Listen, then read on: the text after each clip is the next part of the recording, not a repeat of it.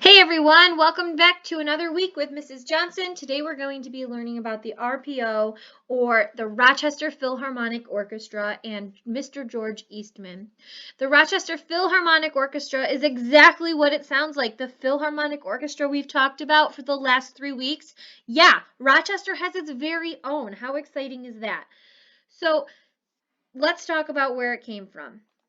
Mr. George Eastman, he loved music, he loved arts, he loved photography, he loved movies. He was an entrepreneur and he created a lot of very successful things during his time.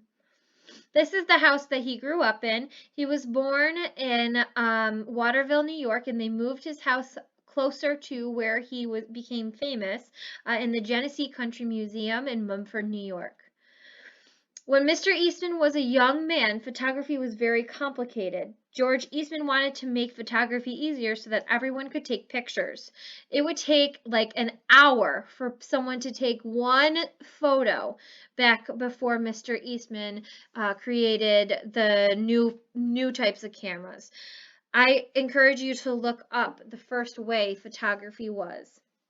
So, Mr. Eastman in 1900, his company made the Brownie Camera, which could be used by anyone. The Eastman Kodak Company was the company that created this Brownie Camera, and it made a lot of money and sold cameras and films all over the world. So Kodak Kodak Company, that we know about, that was Mr. Eastman. So when he became successful in his photography, it gave him enough money to build his house on East Avenue. Many people visit the George Eastman house to learn about his life and the history of photography. What's really cool is that the inside of his house looks like this. You can go in and you can look around. I wonder if you can see the elephant head that's in his living room. He hunted that elephant back when it was okay to do so, and he became very well respected because of that.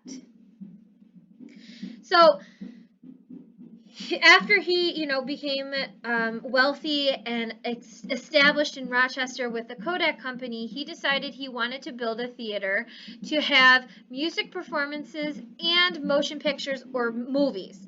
This is called the Eastman Theatre. This is our Eastman Theatre that we still have today. In 1922, the Eastman Theatre opened with a concert by the RPO, or the Rochester Philharmonic Orchestra, led by Arthur Alexander. These are just some of the things that you can see on the walls when you go to the theater. It's so beautiful. These are some more. This is another feature of the theater that everybody loves to go and see. This is a 2.5 weight of an elephant. So this chandelier weighs the same as 2.5 elephants. It's 6 feet wide and it's 10 feet tall. It is huge, and the only way you can clean it is by getting up there. You build like a scaffolding up to it, and you clean each individual crystal one by one. So in 2010, they did a little renovation, which means they made it look a little nicer because it had been almost 100 years. It'll be 100 years in 2022. So it had been about 90 years, I believe, and let's see, hold on, sorry, I lost my spot here. So the theater was renovated 90 years later to include a new atrium, so like a new space right over here where people could wait for the concert to start. They updated the stage, they made new concert venues attached to it, and they also made the seating more comfortable. They also made this little sculpture right here. Well, they didn't. Corning Glass Museum, which is about 45 minutes south of Rochester, created this. It's made out of glass. So I'm going to put these links into so that you can go explore the different things in Eastman Theatre. It's really, really fun. So you already know about the 4 instrument families, but these are the instrument families that are also in the RPO. We have the woodwinds, the brass, the strings, and the percussion. This is how they sit at the RPO with the conductor that stands up here on the podium. And then you have your strings, you have your woodwinds, your brass, and your percussion. So there are there's 6 different roles in the orchestra. The first one is the concert master. This is the principal violinist in an orchestra.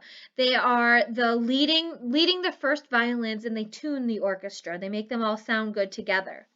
Then there's the principal player. There's one in each section of the orchestra, and they lead the section. So each little section here, there is one of them. There is a principal player. Then we know the conductor. The conductor is the musical leader of the orchestra who waves their baton to keep everyone together. They lead the orchestra and they select the repertoire, which is music. So they select the music. Then there's us, the audience members. We are the people who listen to the orchestra. We actively listen and we clap at the end. There's ushers who help us find our seats and give us programs. And finally, there's a soloist normally, which is one of the musicians who plays a special part that's memorized and they perform it for us.